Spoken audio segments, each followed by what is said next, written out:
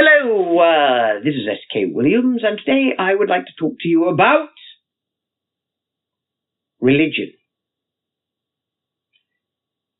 More accurately, I would like to talk about how religion is the driving force behind all human civilizations, including the secular civilizations that are non-religious.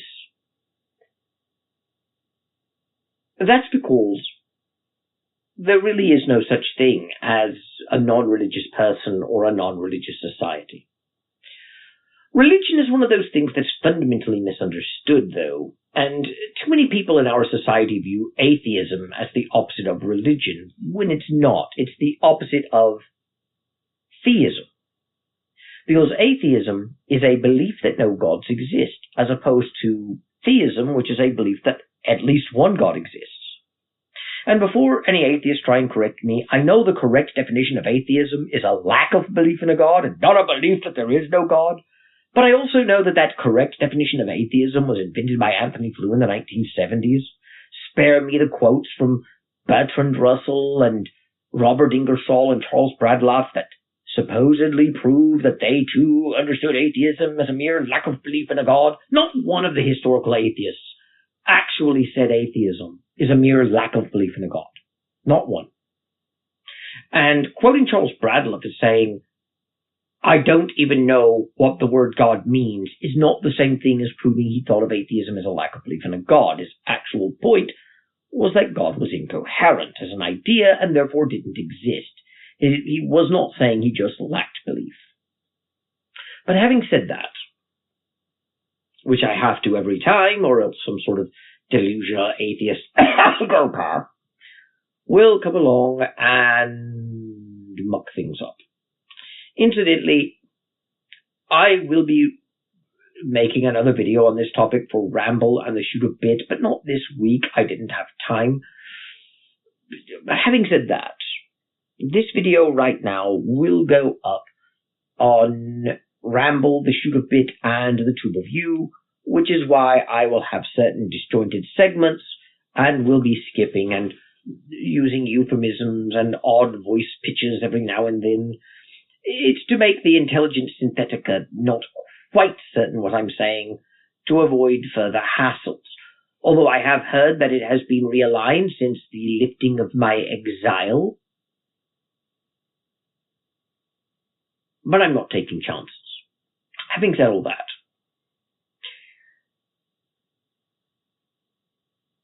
I take a functionalist view of religion.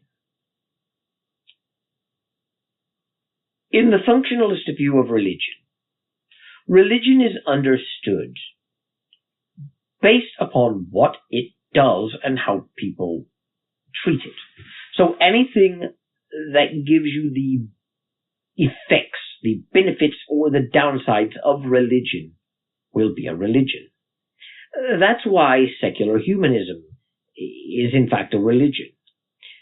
Because even the first manifesto in 1933 outright declared humanism to be a religion, and it wasn't until 1973 when the second Humanist Manifesto was released where they not only took out references to humanism being a religion, but outright stated that it wasn't, calling it secular humanism, although they did acknowledge that the previous manifesto called humanism a religion. But now they have created a distinction between religious humanism and secular humanism. The only problem is that this distinction is a false distinction, since secular humanists have exactly the same beliefs that religious humanists have. It's not like religious humanists believe in a God, whilst the secular humanists are atheists. They're all atheists, or at least agnostics. The only difference is that one of them decided to conceptualize humanism as a non-religious philosophy instead of being a religion. And now they don't even call it a non-religious philosophy. Now they call it a non-religious life stance. But honestly, it's a religion. secularism in itself is a religion, and is in fact the same religion as secular humanism. It came from the same sources and has all the same beliefs. But some people don't like calling themselves humanists because they value animal life equally to human life, even though they have all the same beliefs. And our understanding of what a secular society is and should be, and what values it should hold, and the cultural norms that we've set up for it, they all can be anthropologically studied in the same way we would study it with societies that follow different religions. Just pretending that we are no longer religious because we lack belief in a God doesn't change the fact that we are claiming that God doesn't exist, and it doesn't change the fact that we follow a godless materialist religion.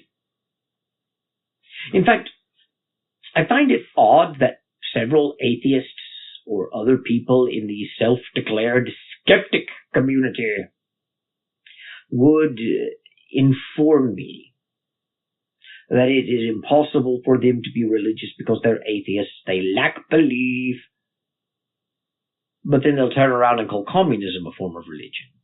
This is in fact what Richard Dawkins, Sam Harris, and Christopher Hitchens were paid to do by John Brockman when he invented the modern atheist trend.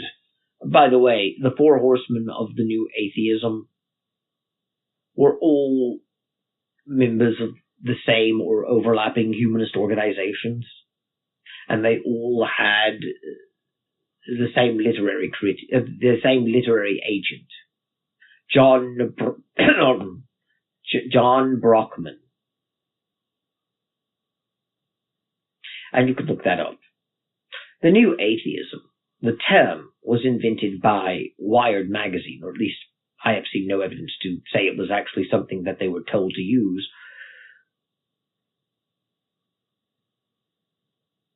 But the idea of it, this resurgence of atheistic progressive humanism, was orchestrated and engineered via the Edge Foundation, with aid from various humanist or progressive organizations, and with funding from people like Epstein, and of course George Soros.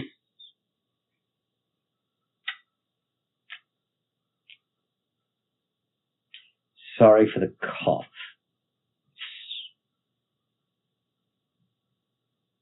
Having said all that, and I'll do a video on the new atheism for Ramble and let people here know. And I should let people know that this is one of my last videos that I'm going to release here. It's not the last one, but it's one of the last ones that I'll be releasing on this channel before I create my new channel. I will still be maintaining this channel and loading videos, but this is the last one where this is my primary channel. Not the last one, but one of my last ones. I'm hoping to get over some of the remaining strictures that I must struggle against. But I'll let you know. I actually tried creating the channel already and ran into some technical difficulties, but I'll get into that later. Having distracted Al Gore and his delicate rhythm, I shall now continue with my main point, which is a bit rambling, I know, but this is how I do things nowadays, due to pressures from outside of myself. But therein lies the point. The new atheism came up with no new arguments. And even the one thing that people say was new, the open, naked contempt of religion that historical atheists didn't show, but the new atheists were, that was shown in the 19th and early 20th century as well. All you have to do is read the works of Charles Bradlaugh, or George Jacob Holyoake, or Marx and Engels. This contempt for religion has always existed within the self-declared skeptic community. And therein lies the point. You see, I've been working for the last few years on some reflections on the new atheism. I don't know if it'll get published.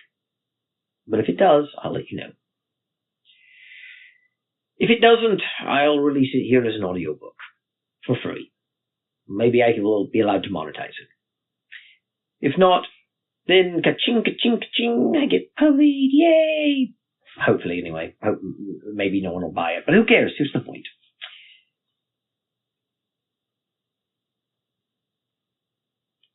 And one of the things that people in the new atheist movement never noticed about themselves,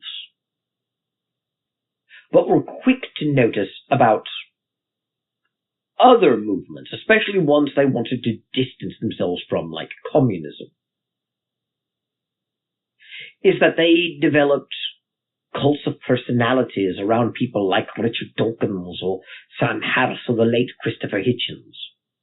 Poor Daniel Dennett never quite had that cult of personality, and I think he left the foray rather early as well. I think he was one of the least popular of the four horsemen, and towards the end of the ride, as it were, you could actually say there were only three horsemen. I think he galloped back home on his pale horse. But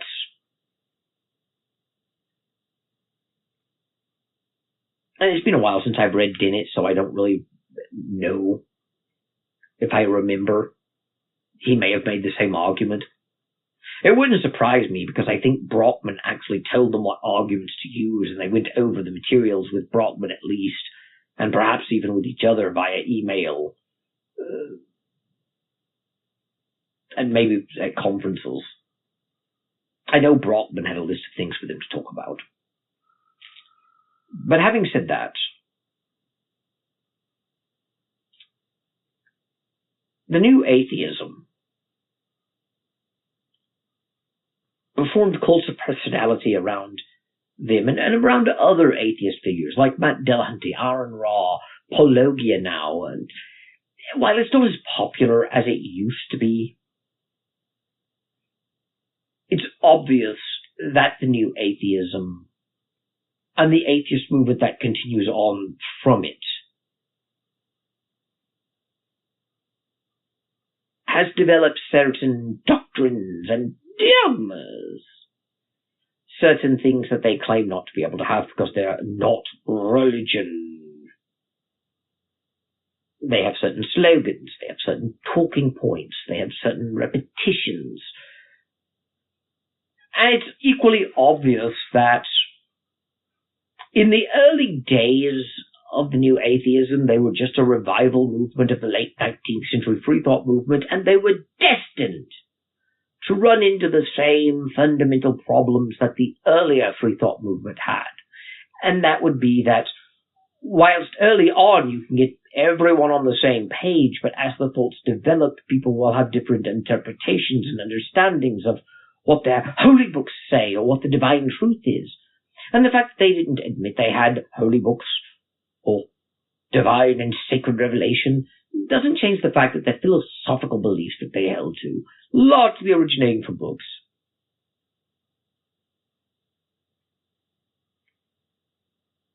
could be interpreted in very different ways. And this led to things like Atheism Plus, which some atheists joined and others didn't, with Atheism Plus thinking that atheist activism should be bound together with social activism, including the ever-growing list of alphabet people that like flying their rainbow flags, whilst others were more reticent to get involved with certain other issues. And of course, the secularist movement began fracturing around those lines, and you soon saw a social justice camp form around Atheism Plus, and an anti-social justice movement forming around certain personalities like T.J. Kirk, the amazing atheist. And yes, I'm butchering the names. I don't want the Intelligence Synthetica to drop the hammer on me, if you know what I mean. It's not meant as an insult, it's just the way I'm doing things right now. And from there, you also saw a small neutral camp that tried balancing the line between the two, saying, oh, we can disagree, but let's still stay united in our fight against religion and our fight against Christianity, which is where Hamet Meta, the self-declared friendly atheist, was placed. And then from there you saw other fractures, such as the transgender movement, causing a great consternation. And now you even have the once neutral Hamet Meta, or the friendly atheist, castigating former large names within the atheist community. For, you see, Lawrence Krauss released a book called The War on Science. But instead of the war on science being an explanation of how science and religion really are incompatible and are hostile to each other, with science giving us the truth and religion lies, or an expose of how creationism is infiltrating schools, or perhaps an expose of the second Trump administration and how it's withdrawing grants and support for much-needed scientific research. Instead, it largely focuses on things like the transgender movement and how biological reality exists. Which, of course, angers Meta, because trans women are women, trans men are men, and he stands for those rights. Which they apparently don't, because they say that you're born a certain gender, you're not assigned a sex at birth, that's what you are, and you can't change it. So there's another schism within the asecular community. You have to forgive me, I'm going to pause. My voice is giving out. I'll get something to drink. I'll be right back. But then, I apologize. Carrying on.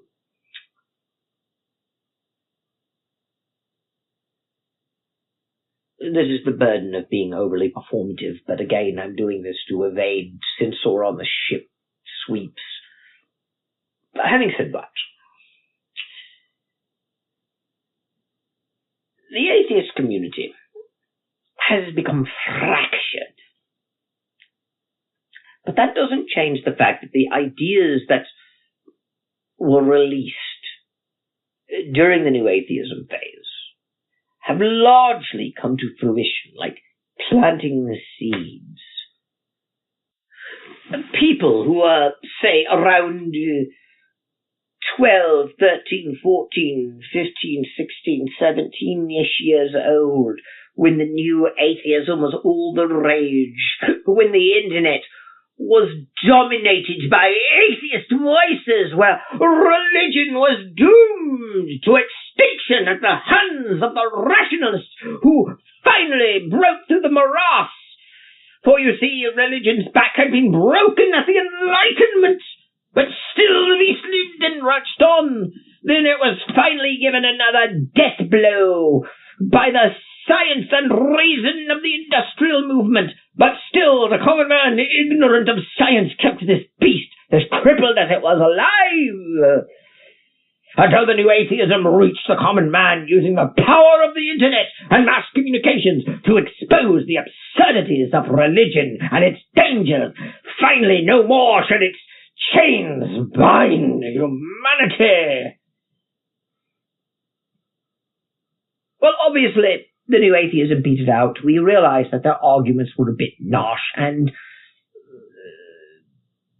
we really don't think of the New Atheism as an intelligent phase, just a belligerent one now, unless, of course, you yourself remain a militant atheist, or at least a progressive. But none of the arguments they made were particularly valid. They really had a vapid understanding of everything. I mean, Sam Harris even used the fact that women suffer pain in childbirth to try and argue that this proves Christianity can't be true because Christians believe the world is perfect because it was created by a perfect God. But then you have women suffering pain in childbirth. If a perfect God designed this wouldn't be true. Of course, this ignores the fact that in the book of Genesis, once Adam and Eve were being evicted from the Garden of Eden for their transgression, which was not partaking of the tree of knowledge, but the tree of the knowledge of good and evil. And that is a distinction which I shan't go into detail in this video, but have in the past and will in the future. But one of the curses that mankind faced was that woman, because she was the one who deceived man, was given an extra penalty, and that penalty was that she shall face pain in childbirth. Sam Harris, the brilliant atheist intellect, neuroscientist Sam Harris, didn't even know that Christians don't believe that our world that we are currently in is perfect. They instead believe our world is fallen, and that women suffer pain in childbirth as penalty. So his argument makes no sense. Of course, when I tell atheists this, they always tell me I'm using the Bible to prove the Bible and talk about how silly that is. Well, I'm not really using the Bible to prove the Bible. Even if I were an atheist and I believed the Bible were nothing but ancient mythology, I would still find Sam Harris's argument wanting, since his argument is that Christianity is not true because women suffer pain in childbirth. And if Christianity were true, we would not see that, because we would live in a perfect world where that does not happen. And that ignores the fact that Christians don't believe we live in a perfect world and have an explanation for women suffering pain in childbirth. I'm not saying that merely because it's in the Bible it is true, but I am saying that you can't disprove the Bible by ignoring what it actually says, which is what Sam Harris did. But that didn't really stop people from repeating what Sam Harris said over and over and over and over and over and over and over and over and over again, which is sort of the problem that I'm pointing out here. You see, the people who grew up on the new atheism, even if they realize that they're heroes, nay, I say idols, nay, I say gods, had feet of clay, they still nevertheless absorbed a certain way of thinking and feeling about religion that colors their perception of it today.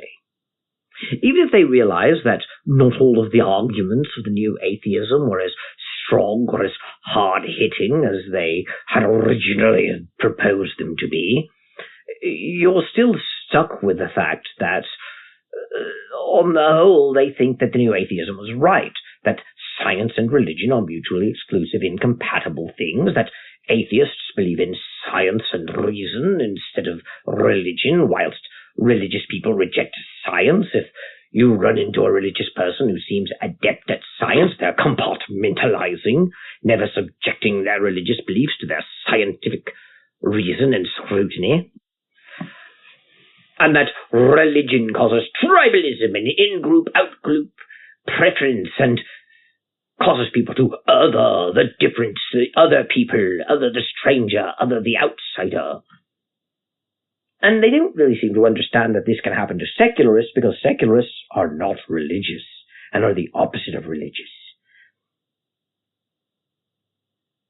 And what you end up with is a society that is seeking to impose secularism and secular values. And when people start rejecting secular values and you start seeing signs of a revival of Christianity, the media panics. They call it white Christian nationalism and think it's some sort of fascist takeover. And they all that time talking about how they want to turn Europe and America into something like Iran and Saudi Arabia, only under Christian Sharia law, and points about the Handmaid's Tale and all the stories of the Dark Ages all come rushing back, causing this visceral opposition and a need to ensure that secular society grows. There is, in fact, a demonization of the other. the Christian other. There is, in fact, an in-group, out-group bias, where in-group of other secularists good, out-group of the religious bad. You see the same sorts of things they claim that they want to stop being played out with him in real term, right down to there being schisms in their non-religious life stance. So you can't really bring unity using this metric. Ironically, you can still bring unity, at least to some degree, using Christianity, because even in spite of all the splintering, Christians remain much more united than secularists do, and much less entrenched to the point of not listening, which is the exact opposite of what the divine prophet Christopher Hitchens most holy predicted in God Is Not Great, How Religion Poisons Everything. And what you end up with is this society that, nevertheless, seeks to ban prayer, to block prayer from public spaces, like they do in Canada, and like they do outside of abortion clinics in the UK, and you see parents being told they can't foster children because of their Christian faith and its opposition to alphabet people.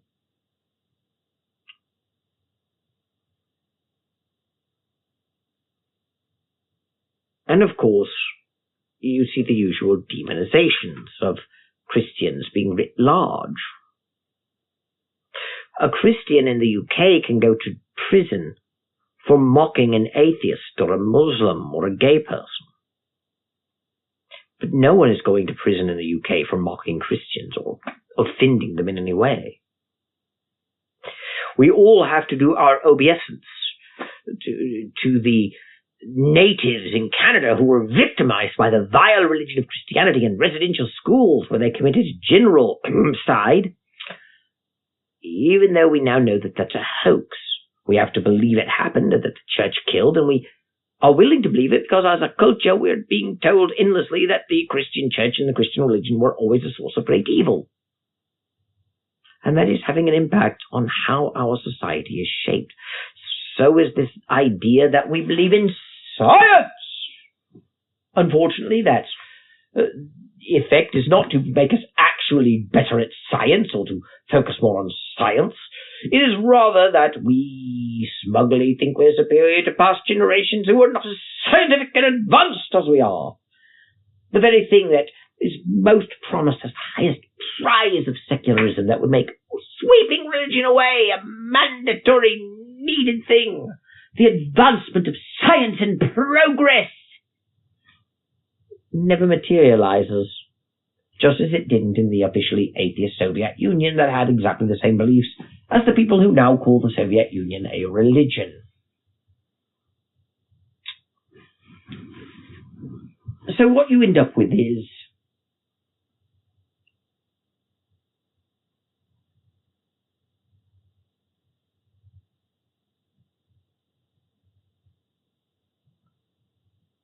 you can't really trust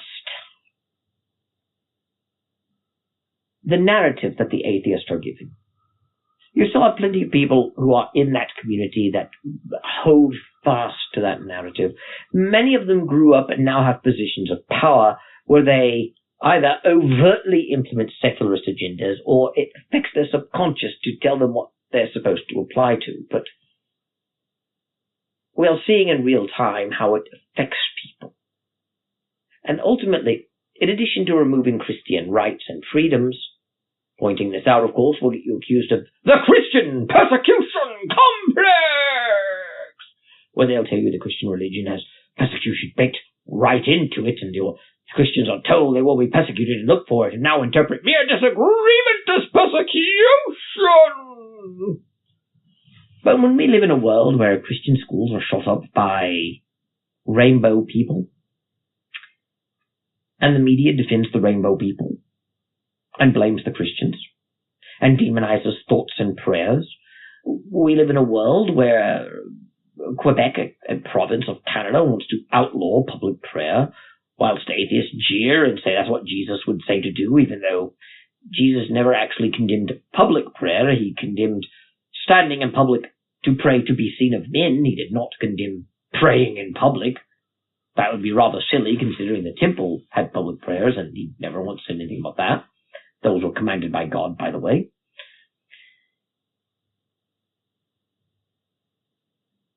You can be arrested for offense. You can be arrested for silent prayer outside of an abortion clinic.